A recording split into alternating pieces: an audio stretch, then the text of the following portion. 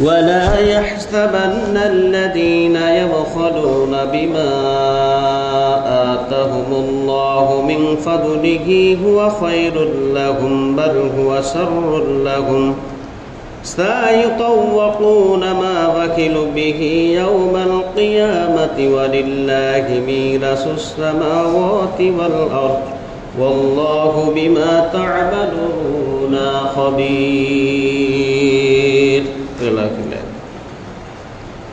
عن أبي هريرة رضي الله تعالى عنه قال رسول الله صلى الله عليه وسلم من أتاه الله مالا فلم يؤتي زكاته مثل له ماله سجان أقرده زبيد باتاني يطوقوه يوم القيامة রাহুল বুখারী রাহুল মুসলিম।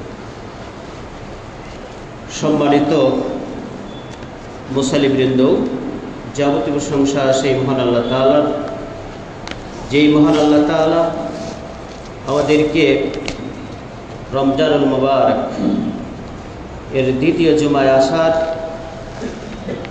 উপস্থিত হওয়ার তৌফিক দান করেছেন। এই জন্য সর্বপ্রথম সেই মহান আল্লাহ তাআলার শুকরিয়া আদায় করি। আমরা সবাই বলি আলহামদুলিল্লাহ। সেই রাসূলের প্রতি দুরূদ ও সালাম বর্ষিত হোক, যে রাসূল অক্লান্ত পরিশ্রম করে গেছেন একমাত্র মানব জাতির জন্য। সেই রাসূলের প্রতি দুরূদ ও সালাম বর্ষিত হোক, সকলে বলুন সাল্লাল্লাহু আলাইহি ওয়াসাল্লাম। সম্মানিত উপস্থিতি, আজকের খুতবার বিষয় যাকাত পরিত্যাগকারীর শাস্তি। যাকাত পরিত্যাগকারীর শাস্তি সম্পর্কে এক তথ্য নির্ভর আলোচনা করার চেষ্টা করব ইনশাআল্লাহুল আজিজ। আল্লাহ যদি তৌফিক দান করেন উক্ত বিষয়ের উপর আলোচনা করেই আজকের বক্তব্য এটি টানার চেষ্টা করব ইনশাআল্লাহুল আজিজ। ওমা তৌফিক ইল্লা বিল্লাহ আলাইহি তাওয়াক্কালতু ওয়া ইলাইহি মুনীব। সম্মানিত উপস্থিতি, যাকাত এটা এমন একটা গুরুত্বপূর্ণ, ইসলামের খুঁটি হলো পাঁচটা। বুনিয়াল ইসলাম আলা খামসিন শাহাদাতি আল্লাহ ইলাহা ইল্লাল্লাহ ওয়া ইকামিস সালাত ওয়া ইতাইজ যাকাত ওয়া হজ্জ ওয়া সাওম রমাদান। অর্থাৎ ইসলামের খুঁটি বা স্তম্ভ হলো পাঁচটা। তার ভিতরে তিনটা হচ্ছে সবার জন্য, ধনী হোক গরিব হোক সবার জন্য। আজকের বিষয়টা হচ্ছে বিশেষ করে ধনীদের জন্য। আজকের বিষয়টা হচ্ছে যারা ধনী, আল্লাহ যাদেরকে টাকা পয়সা দিয়েছেন, ধন দৌলত দিয়েছেন, সম্পদ দিয়েছেন, কিন্তু এমন কিছু মানুষ রয়েছে, যাকাত এমন একটা জিনিস, যেই জিনিসটা মানুষ যদি আদায় না করে তার ইহকালো শাস্তি পরকালো শাস্তি মহান আল্লাহ তাআলা নির্ধারণ করে রেখেছেন। এমন কিছু মানুষ আছে যারা যাকাত আদায় অনীহা করে, মনে মনে ভাবে যে আমার প্রতি যাকাত তো ফরজ হয়নি। তা আজকে সে বিষয়গুলি আমরা দেখার চেষ্টা করব আসলে আমাদের উপর, বা যারা ধনী বা কত সর্বনিম্ন কত টাকা থাকলে যাকাত ফরজ, এই জিনিসগুলো জানার চেষ্টা করব। এবং এর শাস্তি যদি না দিই তাহলে এর শাস্তি কীরূপ আল্লাহ তাআলা নির্ধারণ করে রেখেছেন, এই বিষয়গুলি নিয়েই আজকের খুতবা আমি সাজিয়েছি। আল্লাহ যদি তৌফিক দান করেন, দোয়া রাখেন আমরা যেন আমার মুখ দ্বারা সঠিক কথাগুলো বের হয়। আমরা সবাই বলি আল্লাহুম্মা আমিন। আমি যে আয়াতটি তেলাওয়াত করেছি এটা হচ্ছে সূরা আল ইমরান, আয়াত নম্বর হচ্ছে 180। সূরা আল ইমরান আয়াত নম্বর হচ্ছে 180। এখানে মহান আল্লাহ তাআলা বলেন, ওয়ালা ইয়াহসাবান্নাল্লাযীনা ইয়াবখালুনা বিমা আতাহুমুল্লাহু মিন ফাদলিহি হুয়া খায়রুল লাহুম বাল হুয়া শাররুল লাহুম। আল্লাহ তাআলা বলছেন, ওয়ালা ইয়াহসাবান্নাল্লাযীনা, তোমরা এই ধারণা করিও না, তোমরা এই ধারণাটা করিও না। আল্লাহ তাআলা বলে দিচ্ছেন তোমরা এই ধারণাটা করিও না। কোনটা? ইয়াবখালুনা বিমা আতাহুমুল্লাহু মিন ফাদলিহি হুয়া খায়রুন, মানে আল্লাহ তাআলা যাদেরকে সম্পদ দিয়েছেন তোমরা মনে করিও না যে হুয়া মিন ফাদলিহি হুয়া খায়র, তারাই মনে হয় উত্তম উপর রয়েছে, তারাই কল্যাণের উপর রয়েছে, তারাই ভালোর উপর রয়েছে, তারা সফলতার উপর রয়েছে, এটা তোমরা ধারণা করিও না। আল্লাহ তাআলা এটা বলে দিচ্ছেন। আমরা অনেক মানুষ মনে করি যে আল্লাহ খুব তাকে ভালোবেসেছে, সম্পদ টাকা পয়সা অঢল সম্পদ সে অর্জন করতে পেরেছে, আল্লাহ তাআলা বলে দিচ্ছেন যে টাকা পয়সা দিয়েছি, ধন সম্পদ দিয়েছি, অঢেল সম্পদের মালিক বানিয়েছি, তুমি এই ধারণাটা করিও না যে সে ভালোর উপর রয়েছে। এরপরে হচ্ছে বাল হুয়া শাররুল লাহুম সায়ুতাওয়াকুনা মা বাকিলু বিহি ইয়াওমাল কিয়ামাহ, বরং তার জন্য সেটা হচ্ছে অকল্যাণকর। সায়ুতাওয়াকুনা মা বাকিলু বিহি ইয়াওমাল কিয়ামাহ, জানিয়ে তারা কৃপণতা করেছে। আল্লাহ সম্পদ দিয়েছেন, যদি ঠিকভাবে ব্যয় করে, জাকাত আদায় করে, তাহলে সেই হলো সফল। কিন্তু এখানে যে বৈশিষ্ট্যটা বললেন, সে হচ্ছে কি করে? কৃপণতা করেছে, দেয় নাই, সম্পদ ব্যয় করে না, জাকাত আদায় করে নাই, কৃপণতা করেছে। যারা এই বৈশিষ্ট্য অর্জন করবে, আল্লাহ তাদেরকে বলে দিচ্ছেন, তোমরা মনে করিও না যে তাকে সম্পদ দিয়েছে তাই ভালোর ওপর রয়েছে, না, সে হচ্ছে সবচাইতে বিপদের মধ্যে রয়েছে, সে সবচাইতে বেশি মুসিবতের উপর রয়েছে, এটা তোমরা মনে করো। এরপরে হচ্ছে ইয়াউমাল কিয়ামাতি ওয়ালিল্লাহি মিরাসুস সামাওয়াতি ওয়াল আরদ, কিয়ামতের দিন তাকে কি করা হবে? বেড়ি পরিয়ে দেওয়া হবে, আর সবকিছু সম্পদ আসমান এবং জমিনে যা রয়েছে সবকিছুই আল্লাহ, সবকিছুই এর মালিক হচ্ছেন মহান আল্লাহ তাআলা। সামান্য তোমাকে কিছুদিনের জন্য এই সম্পদগুলো দিয়েছিলেন। ঠিক তাই মানুষ যখন মারা যায়, সে কিচ্ছু নিয়ে যেতে পারে না, শুধু তার আমল, আর কিছুই নিয়ে যেতে পারে না। হাদিসে আমরা সেইগুলি জানি। মানুষ যখন মারা যায়, তিনটা জিনিস যায় সাথে, দুইটা জিনিস ফেরত আসে, আর একটা জিনিসই থাকে, সেটা হচ্ছে শুধুমাত্র তার আমল, নেক আমলটাই শুধুমাত্র থেকে যায়। পাড়া প্রতিবেশী যায় মাটি দিতে, তারপরে আসবাবপত্র, কোদাল, এইসব আসবাবপত্র যায়, সবগুলোই ফেরত আসে, শুধু একটাই থেকে যায়, সেটা হচ্ছে তার আমল। আল্লাহ তাআলা সে কথাটাই বলে দিচ্ছেন, এই পৃথিবীতে তুমি যতই সম্পদ অর্জন করো না কেন, যতই কৃপণতা করো না কেন, সব সম্পদ হচ্ছে আল্লাহ। তুমি বকিলি করে সবকিছু গচ্ছিত করে রাখলে, খরচ করলে না, এই সম্পদ তোমার নয়। এরপরে আল্লাহ তাআলা আরো বলেন, ওয়াল্লাহু বিমা তা'মালুনা খাবীর, আর তোমরা যা কিছু আমল করো, এই সব কিছুই আল্লাহ তাআলা জানেন। এটা হচ্ছে সূরা আলে ইমরান, আয়াত নম্বর হচ্ছে 180 নম্বর। এরপরে আল্লাহ তাআলা আরো বলেন, ওয়াল্লাযীনা ইয়াকুনিজুনা আয-যাহাবা ওয়াল ফিদ্দাতা ওয়া লা ইউনফিকুনাহা ফী সাবিলিল্লাহ ফাবাশশিরহুম বিআযাবিন আলীম। আল্লাহ তাআলা বলছেন, ওয়াল্লাযীনা ইয়াকনিজুনা আয-যাহাবা ওয়াল ফিদ্দা, এবং যারা কি করে? পুঞ্জীভূত করে রাখে, সংরক্ষিত রাখে, গচ্ছিত করে রাখে, কি? যাহাবা ওয়াল ফিদ্দা, স্বর্ণ এবং রূপা। স্বর্ণ এবং হচ্ছে রূপা যারা গচ্ছিত করে রাখে, সঞ্চিত করে রাখে, লুকিয়ে রাখে, তাকের মধ্যে, বাক্সের মধ্যে লুকিয়ে রাখে, এদের সম্পর্কে আল্লাহ তাআলা বলছেন, ওয়ালা ইউনফিকুনাহা ফী সাবিলিল্লাহ, তারা আল্লাহর রাস্তায়, আল্লাহর দ্বীনে, আল্লাহর দ্বীনকে বিজয়ী করার জন্য আল্লাহর রাস্তায় খরচ করে না। আল্লাহ এদের সম্পর্কে বলছেন, ফাবাশশিরহুম বিআযাবিন আলীম, আল্লাহ বলে দিচ্ছেন, তাদেরকে সুসংবাদ দিয়ে দাও, জানিয়ে দাও, তাদেরকে অবহিত করে দাও, তাদের জন্য রয়েছে কঠিন যন্ত্রণাদায়ক শাস্তি অপেক্ষা করছে। ইয়াউমা ইউহমা আলাইহা ফিন নারি জাহান্নামা ফাতুকওয়া বিহা হিবাহুম ওয়া জুনুবুহুম ওয়া জুহুরুহুম হাজা মা কানাসতুম লিআনফুসিকুম ফাযুকু মা কুনতুম তাকুনিজুন। এরপরে ইয়াউমা ইউহমা, সেই দিন, আলাইহা ফিন নারি জাহান্নামা, যেই সম্পদগুলো, যেই জিনিসগুলো আপনি জমা করে রেখেছিলেন, খরচ করেন নাই, জমা করে রেখেছিলেন, সেইগুলো কি করা হবে? ইউহমা আলাইহা ফিন নারি জাহান্নামা, জাহান্নামের আগুন দিয়ে সেই জিনিসগুলোকে গরম করা হবে। এরপরে কি করা হবে? ফাতুকুআ বিহা হিবাহুম ওয়া জুনুবুহুম ওয়া জুহুরুহুম, সেইগুলো কি করা হবে? হিবাহুম ওয়া জুনুবুহুম, কপালে, এরপরে হচ্ছে ওয়া জুনুবুহুম ওয়া জুহুরুহুম, পার্শ্বে এবং হচ্ছে পিছনে দাগ দেওয়া হবে। এরপরে হাযা মা কানাজতুম লিআনফুসিকুম ফাজুকু মা কুনতুম তাকুনিজুন,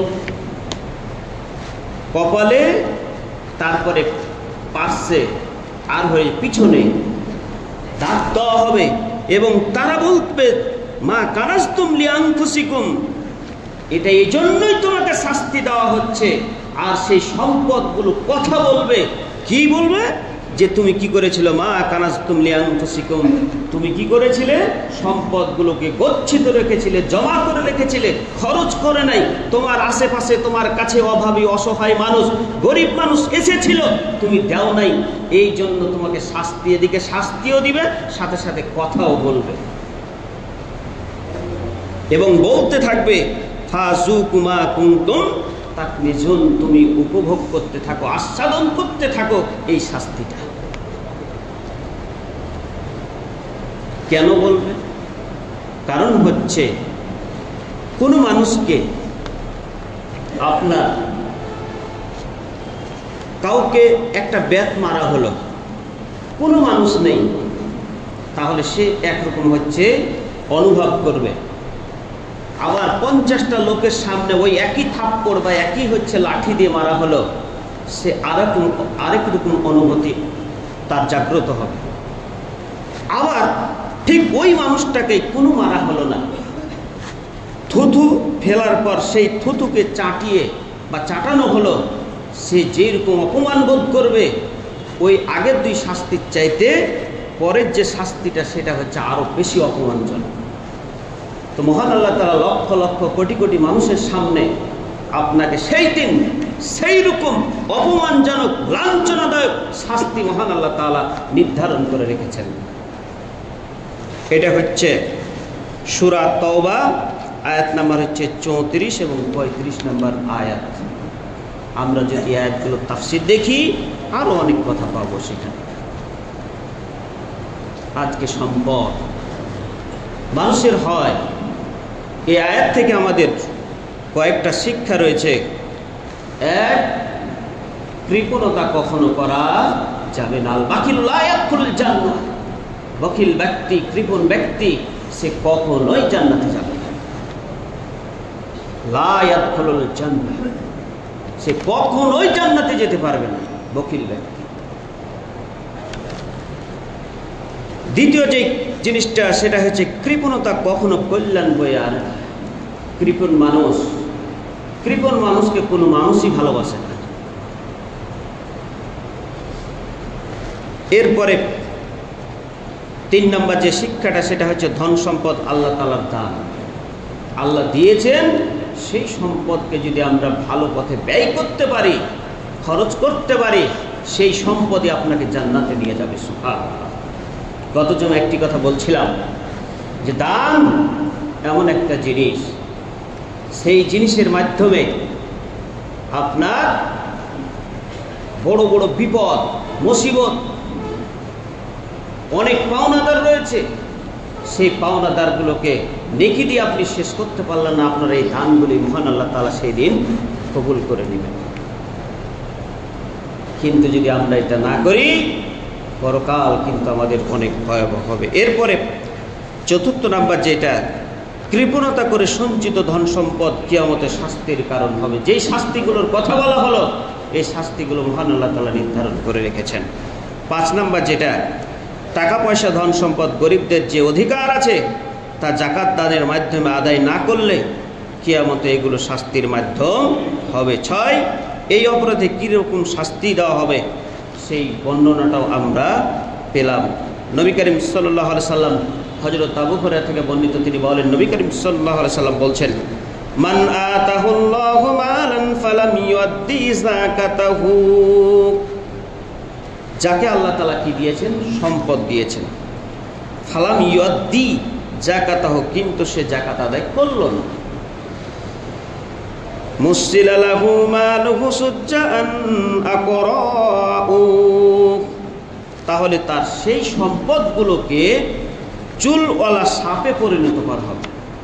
আপনি যে সম্পদগুলো গচ্ছিত রেখেছেন, জমা করে রেখেছেন, সেই সম্পদগুলো কিন্তু আল্লাহ জাহান্নামের আগুনে কিন্তু শেষ করবেন, সেগুলা পুড়বেও না, কিচ্ছু হবে না।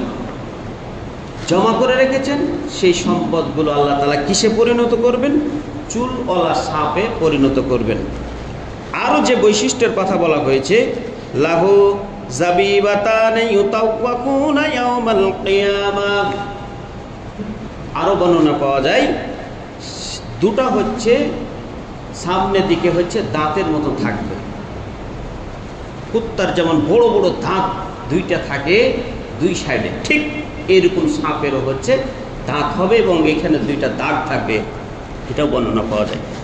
আরও যে বর্ণনা পাওয়া যায়, ইউতাওয়াকুনা ইয়াওমাল কিয়ামাতি ইয়াখুযু বিলিহিজামাইতিমাতাইহি, এবং সেই সাপ এত বিষাক্ত হবে যখন দংশন করবে পাশাপাশি আপনার গলায় পেঁচিয়ে দেওয়া হবে, এত বিষধর সাপ।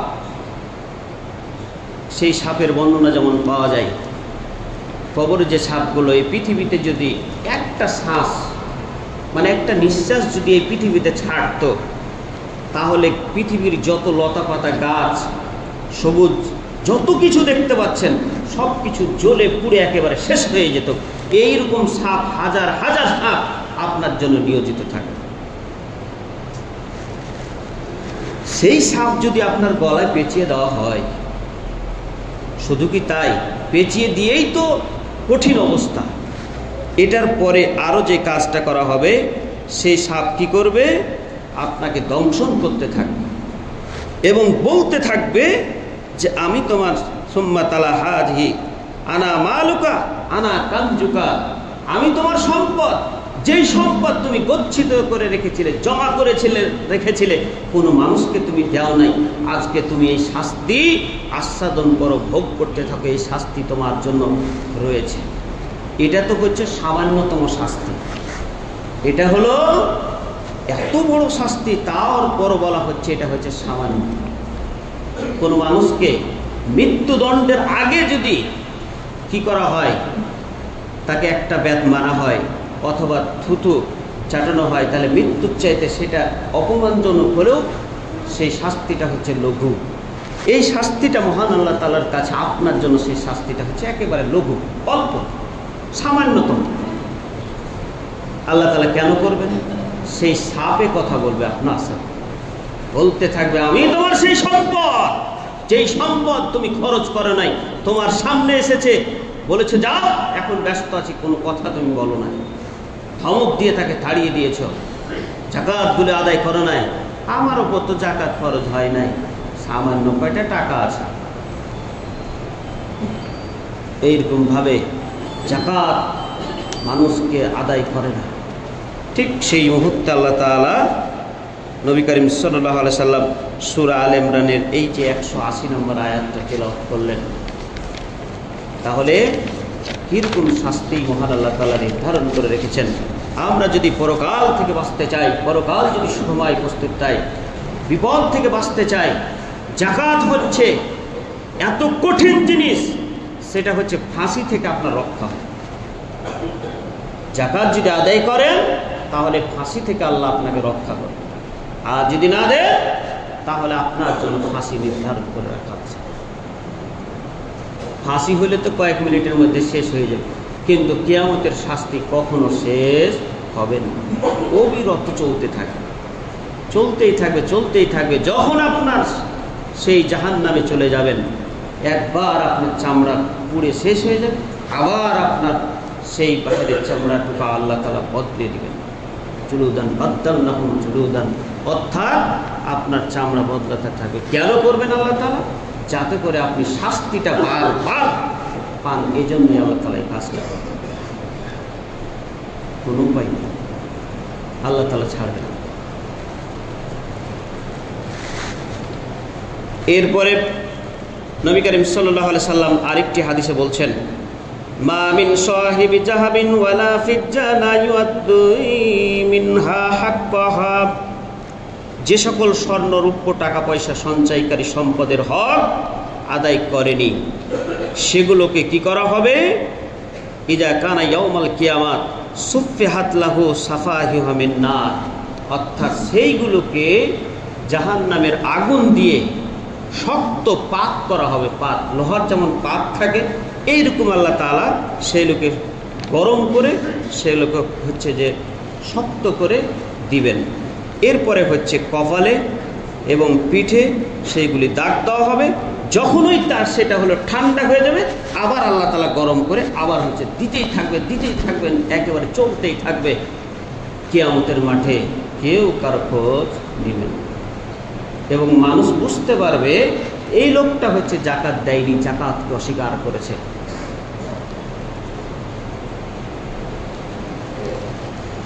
তাহলে এই হাদিস থেকে আমাদের এটাই চেষ্টা করতে হবে। এরপরে আরেকটি হাদিসে রয়েছে, হাদিসগুলো সহিহ বুখারী এবং মুসলিম শরীফে হাদিসটি রয়েছে।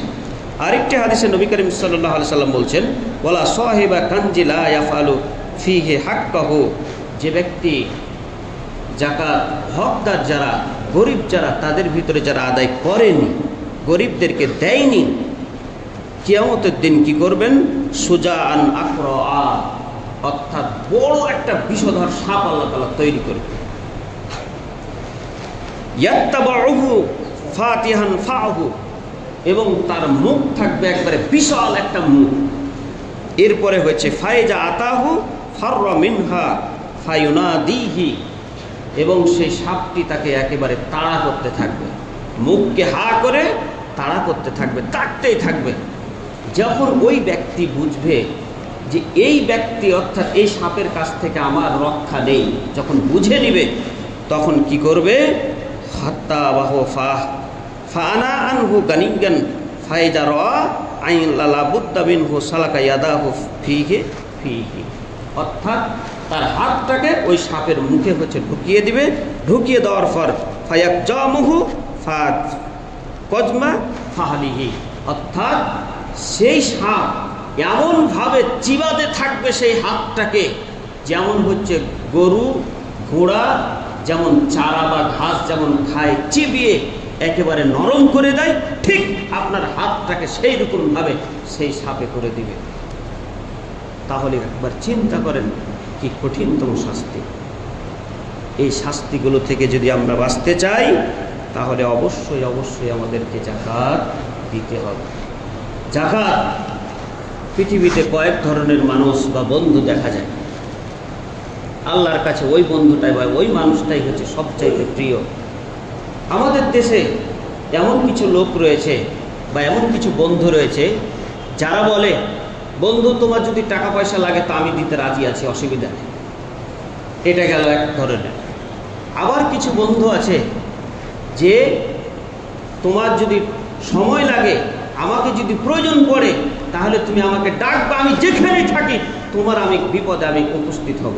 এটা হচ্ছে আরেক ধরনের। আরেক প্রকার রয়েছে যারা বলে যে টাকা পয়সা সময় যা লাগবে তুমি আমাকে বলবা, আমি সেখানে উপস্থিত হব। এটা গেল আরেক ধরনের, অর্থাৎ তৃতীয় গেল। চতুর্থ নাম্বার হচ্ছে এমন কিছু মানুষ রয়েছে যারা টাকাও দিতে চায় না, সময়ও দিতে চায় না, সেখান থেকে পালিয়ে বেড়ায়, অর্থাৎ তার কোনো খোঁজ খবরই নেয় না। তো সবচেয়ে উত্তম বন্ধু হচ্ছে ওটাই যে টাকা বলেন, তারপর সময় বলেন, এই বলে যে যা তোমার প্রয়োজন আমি তোমাকে দিতে হলে প্রস্তুত, তুমি খালি বলবা আমি সেখানে উপস্থিত হয়ে যাব। এই হচ্ছে সবচেয়ে প্রকৃত আসল বন্ধু হচ্ছে এটা। তা আমাদের সমাজে এমন কিছু মানুষ রয়েছে যারা জাকাত দেয় কিন্তু নামাজ পড়ে না, যারা জাকাত দেয় কিন্তু নামাজ পড়ে না। আল্লাহর কাছে এটা ভালো নয়।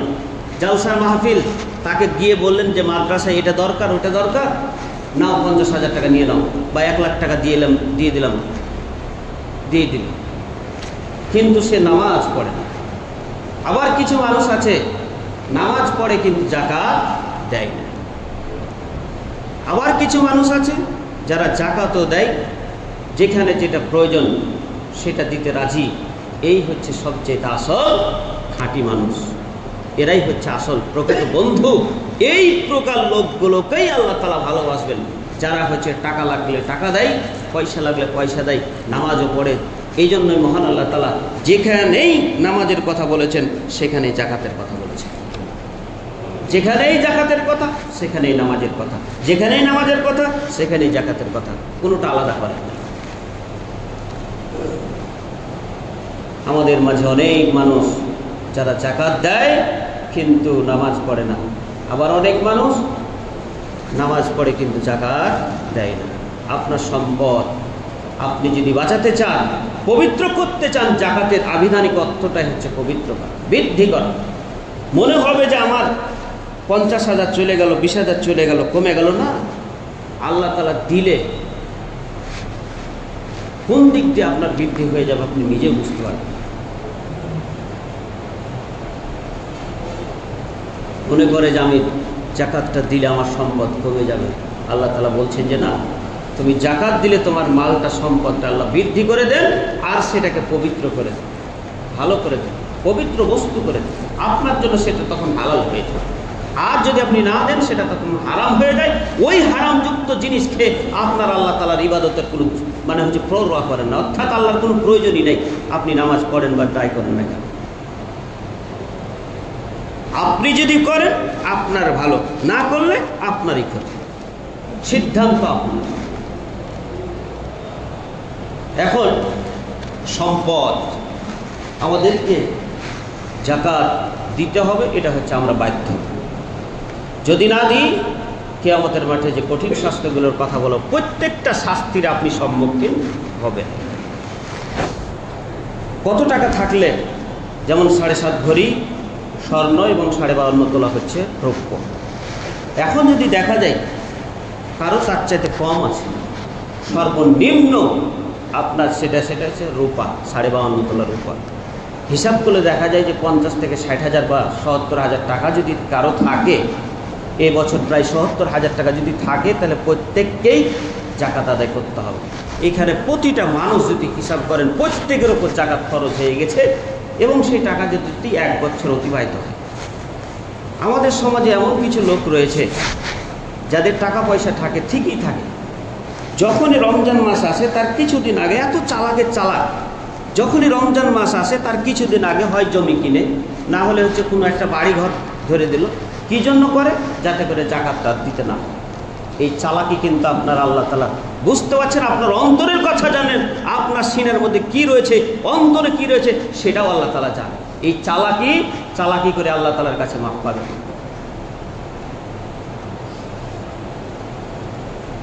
চালাকি করে কিছুদিন বাঁচলেন, কিন্তু কিয়ামত আপনার অন্ধকার। আপনি আপনার সন্তানের জন্য রেখে যাচ্ছেন, তারাই আপনার খোঁজ খবর নেবে না। ইয়াউমা ইয়াফিরুল মারউ মিন আখি ওয়া উম্মিহি ওয়া আবি ওয়া সাহিবাতিহি ওয়া বানি লিকুল্লি ইমরিইন মিনহুম ইয়াউমাইদিন শাআনু ইউগনি। সূরা আবাসাত আয়াতগুলো রয়েছে। তাহলে সর্বনিম্ন 60 থেকে 70,000 টাকা যদি কারো থাকে এবং সেটা যদি 1 বছর অতিবাহিত হয়, তাহলে অবশ্যই তাকে জাকাত দিতে হবে। এবং আরেকটি কথা, সেটা হচ্ছে ব্যবহৃত স্বর্ণ। ব্যবহার যে স্বর্ণগুলো করেন, সেই স্বর্ণগুলোর জাকাতের ব্যাপারে 2টা মত এসেছে। একটা মত যে সেইগুলো জাকাত দিতে হবে না, আর একটা মত হচ্ছে জাকাত দিতে হবে। তো যারা বলছেন যে জাকাত দিতে হবে, এদের মতটাই হচ্ছে সবচেয়ে বেশি শক্তিশালী। কারণ যারা হবে না বলছে, তারা যে দলিলটা পেশ করেছে যে ব্যবহৃত যেমন অন্যান্য আসবাবপত্র সেইগুলি কিন্তু ক্ষতির সম্মুখীন হয়, সেইগুলো নষ্ট হয়, সেইগুলোর মূল্য কিন্তু কমে যায়। কিন্তু স্বর্ণ এমন একটা জিনিস যেটার কিন্তু মূল্য কিন্তু কমে না, যতদিন থাকবে সেটার বাড়তেই থাকবে, বাড়তেই থাকবে। গত বছর এক দাম ছিল, এই বছর হয়ে তার চাইতে আরও অনেক অনেক বেশি। এজন্যই যারা বলছেন দিতে হবে, তারা বলছেন যেহেতু কমে না তাহলে সেটা দিতে হবে। অতএব যাদের রয়েছে অবশ্যই তারা আদায় করবেন। বিশেষ করে, এবং এটা কোন জায়গায় দিলে সবচেয়ে ভালো, সূরা তওবা 60 নম্বর আয়াতে সেই 8টা খাত উল্লেখ করা হয়েছে। সবচেয়ে ভালো হচ্ছে গরিব, অসহায়, ফকির, মিসকিন। আর একজন নবী করিম সাল্লাল্লাহু আলাইহি সাল্লামের আব্দুল্লাহ ইবনে তুফাইল সম্ভবত নামটা, তিনি বলছেন যারা ইলম অর্জন করে সেই সমস্ত রাস্তায় বা সেই সমস্ত হাফেজ, ওলামা, আলেম যারা জ্ঞান অনুসরণকারী তাদেরকেও দেওয়া যায়। এই মতগুলো পেশ করেছেন। আমরা যাতে করে সেই কাজটি করি। জাকাতের টাকাগুলো মসজিদে কখনোই দিবেন না, মসজিদে দেওয়া যাবে না। মাদ্রাসা, তারপরে হচ্ছে অভাব, অসহায়, গরিব, মিসকিন, এদেরকেই আপনারা দান করবেন। আল্লাহ যেন আমাদেরকে সেই কথাগুলি মেনে চলার এবং আমল করার তৌফিক দান করেন। আমরা সবাই মিলে আল্লাহুম্মা আমিন।